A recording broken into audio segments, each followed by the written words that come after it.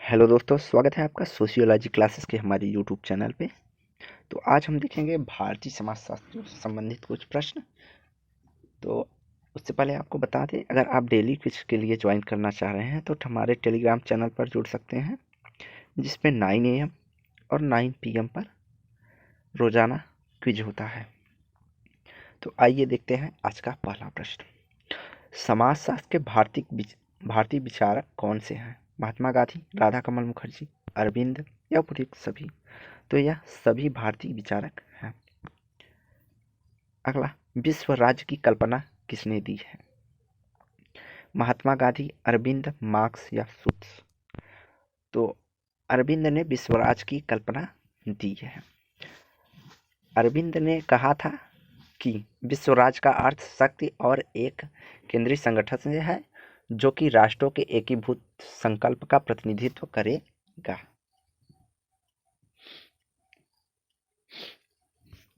अगला है, अरबिंदो के अनुसार सच्चे राष्ट्रवाद के विकास के लिए निम्नलिखित में से कौन सी दशा आवश्यक है? नैतिक शिक्षा, अहिंसा का व्यवहार, आर्थिक विकास या स्त्री शिक्षा? तो राइट आंसर ए हो जाएगा, नैतिक शिक्षा की बात इन्होंने कही है कि सच्चे राष्ट्रवाद के विकास के लिए नैतिक शिक्षा आवश्यक दशा है। का नैतिक शिक्षा हेतु अरविंद गुरु की प्राचीन भारतीय परंपराओं के पक्षधर थे। उन्होंने कहा कि जिसमें गुरु शिष्य का मित्र, पथप्रदर्शक और सहायक हो सकता है। अनुशासन द्वारा ही विद्यार्थियों में अच्छी आदतों का निर्माण हो सकता है। राष्ट्रीय आंदोलन में लगे हुए विद्यार्थियों को शैक्षिक सुविधाएं प्रदान करने हेतु कोलकाता में एक राष्ट्रीय महाविद्यालय स्थापित किया गया, जिसके प्रधानाचार्य अरविंद जी को नियुक्त किया गया और यही कॉलेज आगे चलकर जाधवपुर विश्वविद्यालय के रूप में विकसित हुआ। तो इनका मुख्यतः क्या मानना था? इन्होंने कहा कि जो प्राचीन समय में पहले गुरु और शिष्य का संबंध था कि वह एक पथ प्रदर्शक, सहायक और शिष्य का मित्र बनकर उसका सहयोग करते थे, अर्थात उसके साथ नैतिकता का विकास करते थे। अगला है, गांव की ओर लौटो यह नारा किसने दिया है? डॉक्टर राजेंद्र प्रसाद, महात्मा गांधी, इंदिरा गांधी या लाल बहादुर शास्त्री? तो यहाँ पे जो राइट आंसर हो जाएगा वो होगा महात्मा गांधी के द्वारा यह कहा गया कि तकनीकी और मशीनी श्रम को स्थानांतरित करती है। इससे बेरोजगारी, गरीबी, पर्यावरण विघटन इत्यादि में बढ़ावा मिलता है। इसीलिए उन्होंने कहा कि स्वराज की अवधारणा जो है उससे संपूर्ण उदारवादी, स्वनिर्भरता, स्वपर्याप्तता पर बल दिया। उन्होंने युवाओं के लिए एक प्रसिद्ध कथन कहा कि गाँव की ओर लौटो, अर्थात लघु उद्योग की ओर चलो। इन्होंने कहा गाँव में हस्तकला का उद्योग के पक्षधर थे, लघु उद्योग के। कम मशीनों पर आधारित श्रम को प्रोत्साहन करते थे, ऊर्जा बचत और पर्यावरण की रक्षा हो सके। अगला, निम्नलिखित विचारकों में से अंत्योदय शब्द का प्रयोग सबसे पहले किसने किया? महात्मा गांधी, विनोबा भावे, जयप्रकाश नारायण या राम मनोहर लोहिया? तो सबसे पहले अंत्योदय शब्द का प्रयोग जिन्होंने कहा, महात्मा गांधी। अंत्योदय शब्द का अर्थ जो है अंत का उदय, अर्थात समाज के निम्नतम व्यक्ति का उदय से इन्होंने लगाया है। सर्वोदय शब्द का प्रयोग गांधी जी ने जो कहा रस्किन बॉन्ड की पुस्तक अनटू द लास्ट से प्रभावित होकर दिया है। सर्वोदय का अर्थ है सभी का उत्थान। बाद में इन्होंने इस शब्द को व्यापक अर्थ प्रदान करते हुए कहा कि सभी का उत्थान न होकर यहाँ अंतिम पंक्ति तक खड़े व्यक्ति का उत्थान होना चाहिए, अर्थात अंतिम निम्न स्थिति के लोगों का भी उत्थान होना चाहिए। और आगे चलकर इस शब्द का ज़्यादा प्रयोग किसने कहा? जयप्रकाश नारायण जी ने भी किया है। अगला है, भारतीय राजनीति में सर्वोदय शब्द का प्रयोग सर्वप्रथम किसने किया है? विनोबा भावे, राधा कमल मुखर्जी, MK गांधी या नरेंद्र मोदी? तो यहाँ राइट आंसर हो जाएगा MK गांधी। अगला है, किनके द्वारा सर्वोदय कार्यक्रम की रूपरेखा तैयार एवं प्रस्तुत की गई? आचार्य कृपलानी, महात्मा गांधी, विनोबा भावे, जयप्रकाश नारायण? तो यहाँ राइट आंसर हो जाएगा महात्मा गांधी। अगला है, निम्नलिखित में से कौन सा विकास के गांधीवादी पद का भाग नहीं है? सामाजिक न्यायिकता, अहिंसा, सहकारी संघर्ष या संरचनात्मक कार्य? तो संघर्ष की चर्चा कहीं भी गांधी जी नहीं करते हैं।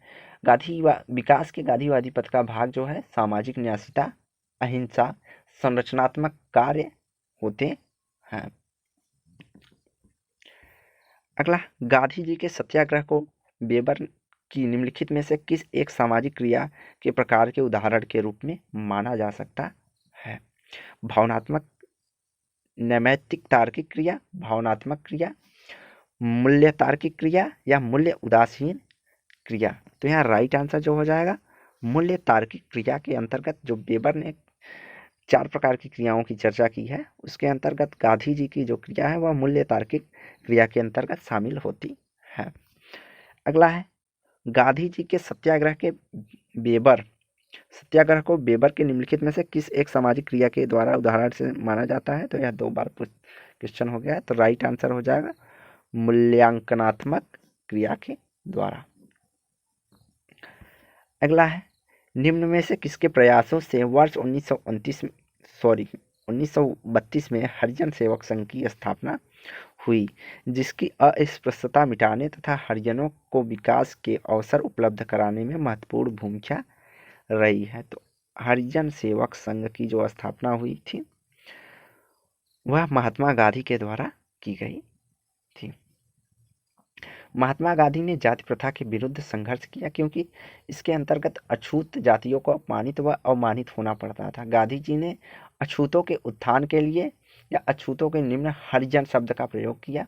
उन्होंने कहा वे ईश्वर की संतान है। उन्होंने सर्वप्रथम 1932 में हरिजनों के उत्थान के लिए अखिल भारतीय हरिजन संघ की स्थापना की और अस्पृश्यता के विरुद्ध संघर्ष कर उनका बड़ा उद्देश्य था। उन्होंने हरिजनों के उत्थान के लिए राष्ट्रीय आंदोलन की अग्रणी पंक्ति में रहकर गांधी जी ने उत्थान करने का भरसक प्रयास किया। और कहीं कहीं पे हरिजन शब्द की जो चर्चा कही जाती है वो 1993 भी देखा मिलता है। अगला असहयोग आंदोलन निम्नलिखित में से किसके द्वारा प्रारंभ किया गया था? महात्मा गांधी, जवाहरलाल नेहरू, सुभाष चंद्र बोस, आचार्य विनोबा भावे। तो यहाँ जो राइट आंसर हो जाएगा वह होगा महात्मा गांधी द्वारा असहयोग आंदोलन प्रसारित किया। सर्वप्रथम इन्होंने 5 सितंबर 1920 में महात्मा गांधी के नेतृत्व में भारतीय राष्ट्रीय कांग्रेस द्वारा असहयोग आंदोलन शुरू किया गया और 1920 में ही कोलकाता के कांग्रेस विशेष पार्टी अधिनिवेशन में असहयोग आंदोलन की एक नींव के रूप में भी दी गई। अगला है गांधी जी ने जिस सिद्धांत के द्वारा धनी लोगों को अपनी संपत्ति का उपयोग सार्वजनिक हित में करने की प्रेरणा दी, उस सिद्धांत का नाम है अस्तेय का सिद्धांत, संरक्षकता का सिद्धांत, स्वदेशी का सिद्धांत या सर्वोदय का सिद्धांत। तो यहाँ राइट आंसर हो जाएगा ट्रस्टीशिप या संरक्षकता का सिद्धांत कहा जाता है। गांधी जी ने कहा है कि जो धनी वर्ग है वे स्वेच्छा से उन्हें जितना उपयोग उनका है उसके अलावा जो बढ़ रहा है तो वह उनका उपयोग या गरीबों के लिए करें या समाज की भलाई के लिए करें। वह उस संपत्ति के लिए अपने आप को ट्रस्टी बनाकर रखे, जब भी समाज को उसकी ज़रूरत पड़े तो वह समाज के लिए कुछ अच्छा करे उस संपत्ति के माध्यम से, ऐसा गांधी जी का मानना था। उन्होंने कहा पूंजी स्वयं में कोई बुराई नहीं है, पर पूंजी का दुरुपयोग बुराई है। तो यह कोड पूछा जाता है कि किसका कथन है कि पूंजी स्वयं में कोई बुराई नहीं है, बुराई तो उसका दुरुपयोग है। पूंजी का किसी न किसी रूप में आवश्यकता हमेशा रहेगी, यह गांधी जी का मानना था। उन्होंने कहा कि जो पूंजी है वह बुराई नहीं है, लेकिन उसका जब गलत उपयोग किया जाता है अर्थात शोषण के लिए उपयोग किया जाने लगता है तो वह बुराई बन जाती है। समाज में विकास के लिए पूंजी की आवश्यकता रहती है, ऐसा गांधी जी का मानना है। किसने कहा पूंजी स्वयं में कोई बुराई नहीं है, बुराई तो उसका दुरुपयोग है। पूंजी किसी न किसी रूप में आवश्यकता हमेशा रहेगी। Karl Marx, T Veblen, Mahatma Gandhi या उपयुक्त में से कोई नहीं। तो राइट आंसर हो जाएगा महात्मा गांधी। अगला है महात्मा गांधी ने हरिजन शब्द का प्रयोग सर्वप्रथम किस वर्ष किया था? 1933, 1935, 1936 या 1940। तो यहाँ पे राइट आंसर हो जाएगा 1933। तो 1933 में महात्मा गांधी ने हरिजन नामक एक अंग्रेजी साप्ताहिक अखबार या पत्रिका निकाली, जिसका प्रकाशन वर्ष 1948 तक हुआ। इन्होंने हरिजन का अर्थ कहा कि हरिजन जो है वह ईश्वर या भगवान के संतान हैं, और इस शब्द का प्रयोग उन्होंने दलितों या समाज के बहिष्कृत या निम्न तबकों के लिए किया था। किसने कहा कि समस्त धर्म एक ही उद्देश्य की ओर ले जाने वाला विभिन्न मार्ग है? Durkheim, Max Weber, Arvind, M K. Gandhi. तो राइट आंसर डी हो जाएगा। गांधी जी का मानना है कि धर्म का उद्देश्य एक ही होता है, लेकिन अलग अलग धर्म का मार्ग अलग अलग होता है। अगला है, निम्नलिखित में से कौन अनुसूचित जातियों और अनुसूचित जनजातियों का हिमायती था? रफ़ी अहमद किदवई, गोविंद बल्लभ पंत, महात्मा गांधी, जाकिर हुसैन। तो यहाँ पे राइट आंसर हो जाएगा महात्मा गांधी। और यहीं पे भीमराव अंबेडकर दे देता तो वहाँ पे कंफ्यूज होकर सब भीमराव अंबेडकर को मार देते हैं, लेकिन यहाँ पे महात्मा गांधी हो। डॉक्टर भीमराव अंबेडकर जी थे, उन्होंने मुख्यतः अनुसूचित जातियों के उत्थान के लिए कार्य किया था। उन्हें अनुसूचित जनजातियों के लिए कोई विशेष कार्य नहीं किया था। अगला है, महात्मा गांधी के राम राज्य की अवधारणा में कई विशेषताएं थी, मतलब किस विशेषताओं से मिलता है? साम्यवाद, पूंजीवाद, धर्म प्रधान राज्य या लेसेस फेयर राज्य। तो जो महात्मा गांधी जी का राम राज्य था वह मार्क्स की कल्पनात्मक समाज साम्यवाद की तरह ही था।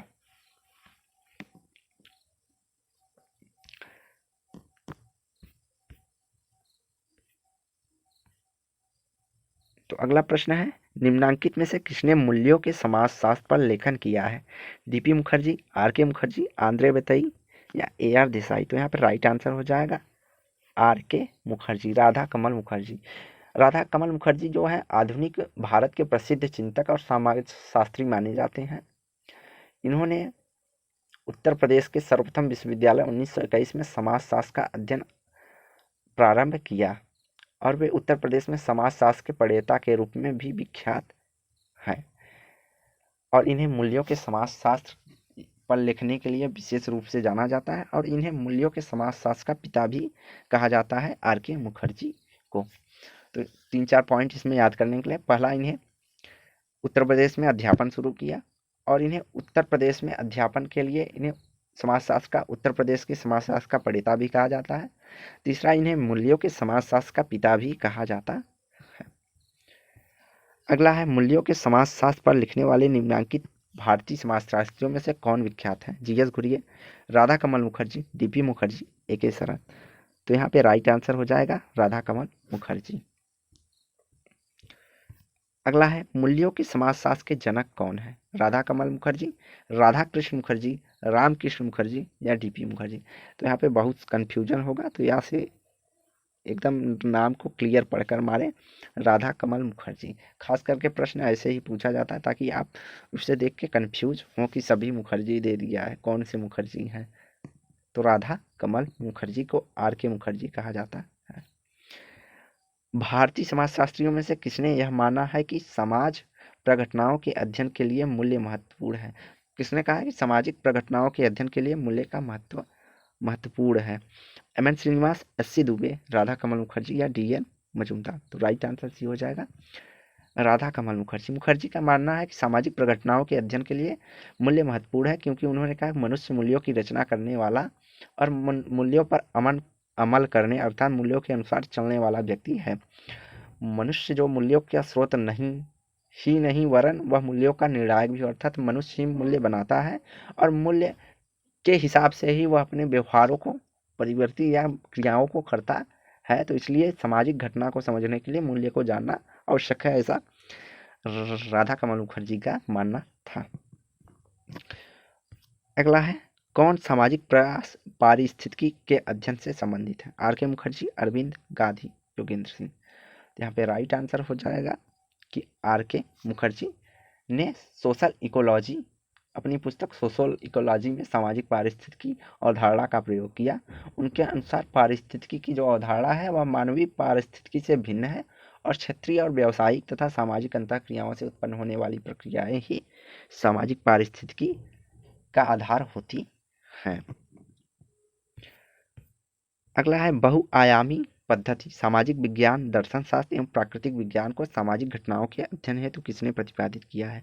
Radha Kamal Mukherjee, T. Malthus, L. Dumont, S. Freud. तो इसका राइट आंसर हो जाएगा राधा कमल मुखर्जी।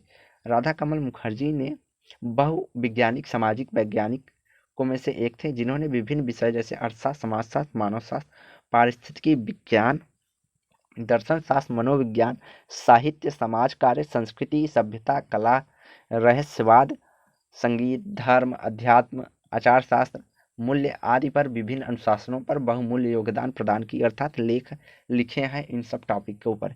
इन समस्त क्षेत्रों में मुखर्जी जो थे अद्वितीय देन था। इन्होंने लगभग 50 से अधिक कृतियों को इनसे संबंधित तथ्यों पर लिखा है। अगला है हायरार्कीज ऑफ वैल्यू की संकल्पना किसने दी है? रामकृष्ण मुखर्जी, राधा कमल मुखर्जी, विलियम पेरी या सीएम केसी। तो मूल्यों का संस्करण, हिंदी में इसको कहेंगे मूल्यों का संस्करण। यह जो संकल्पना है राधा कमल मुखर्जी जी से संबंधित है। अगला है किस भारतीय समाजशास्त्री का मूल्य का सिद्धांत विश्व भर में प्रसिद्ध है? D P Mukherjee, D N Majumdar, R K Mukherjee या योगेंद्र सिंह। तो राइट आंसर हो जाएगा आरके मुखर्जी। अगला प्रश्न है निम्न भारतीय समाजशास्त्रियों में से किसने प्रतीकों का अध्ययन प्रस्तुत किया है? B R Chauhan, Radha Kamal Mukherjee, M N Srinivas और जी एस घुरिये। तो राइट आंसर भी हो जाएगा कि जो इन्होंने है प्रतीकों का प्रयोग किया है।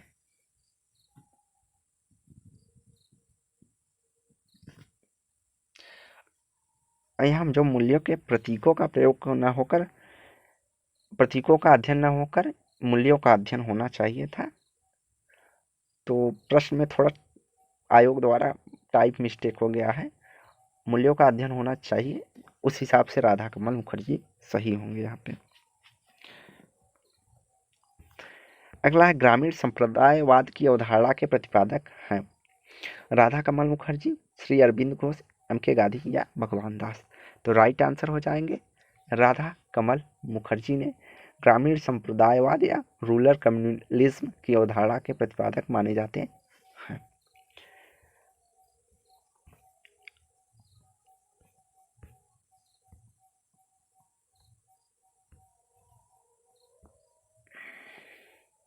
अगला है डॉक्टर भगवान दास किस संस्था से संबंधित है? ब्रह्म समाज, थियोफिजिकल सोसाइटी, आर्य समाज या हरिजन सेवक संघ। तो राइट आंसर जो हो जाएगा, यह जो डॉक्टर भगवान दास थे यह थियोफिजिकल सोसाइटी से संबंधित थे और यह एनी बेसेंट के भाषण से प्रभावित होकर यह थियोफिजिकल सोसाइटी से जुड़े थे। एनी बेसेंट जो थी थियोफिजिकल सोसाइटी की संस्थापक में से एक रही है। 1895 विभाजन के बाद थियोफिजिकल सोसाइटी अडयार का साथ दिया और 1955 में भारत रत्न से सम्मानित होने वाले यह चौथे व्यक्ति कौन थे? भगवान दास जी थे। तो यह इनसे संबंधित कुछ प्रमुख बातें थी। अगला है डॉक्टर भगवान दास के अनुसार धर्म और विज्ञान एक दूसरे के पूरक हैं। वैज्ञानिक विचारों का कारण दिया है, वैज्ञानिक विचारों का प्रभाव बढ़ाने के साथ ही विभिन्न धर्मों में विभेद बढ़ते जा रहे हैं। तो यहाँ पे राइट आंसर जो हो जाएगा कि कथन एक तो सत्य है कि धर्म और विज्ञान एक दूसरे से बिल्कुल विपरीत या पूरक है, लेकिन जो विभेद बढ़ने की बात है यह कथन असत्य है। तो राइट आंसर हमारा हो जाएगा सी, ये सही है और आर गलत है। अगला प्रश्न है मैं के स्थान पे हम शब्द का प्रयोग सर्वप्रथम किसने किया था? महात्मा गांधी, मदन मोहन मालवीय, भगवान दास या स्वामी विवेकानंद। स्वामी विवेकानंद अपने भाषण में सर्वप्रथम मैं के स्थान पर हम शब्द का प्रयोग किया था। अगला है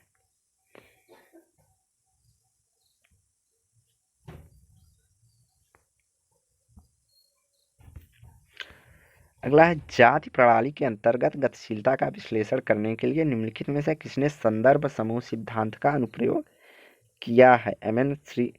M S A Rao, G S Ghurye, M N Srinivas, Yogendra Singh. तो यहाँ पे राइट आंसर जो हो जाएगा वह होगा एम एन श्रीनिवास ने जाति प्रणाली में गतिशीलता के लिए संदर्भ समूह सिद्धांत का अनुप्रयोग किया है। अगला है रामपुरा गांव के किस भारतीय समाजशास्त्री ने अध्ययन किया है? Majumdar, M N Srinivas, B R Chauhan या सी दुबे। तो यहाँ पे होगा एम एन श्रीनिवास ने। ये राजस्थान विलेज अर्थात राजस्थान विलेज का अध्ययन इन्होंने कहा है। मैकिम मरियट अरे सॉरी, मजूमदार है। और एस.सी. दुबे जो है कमार जाति जनजाति का अध्ययन किया है, तो इसलिए प्रसिद्ध है। तो डायरेक्ट कभी कभी पूछ लेता है कि कमार जाति का अध्ययन किसने किया। निम्नलिखित में से किसने पुस्तक दृश्य और क्षेत्र दृश्य में विभेदीकरण किया है? A.R. Desai, M.N. Srinivas, G.S. Ghurye. तो यहाँ पे राइट आंसर जो होगा M.N. श्रीनिवास होगा। इन्होंने पुस्तक दृश्य और क्षेत्र दृश्य में विभेद किया है। अब पुस्तक दृश्य का सर्वाधिक प्रयोग करने के लिए जाना जाते हैं G.S. घुरिये।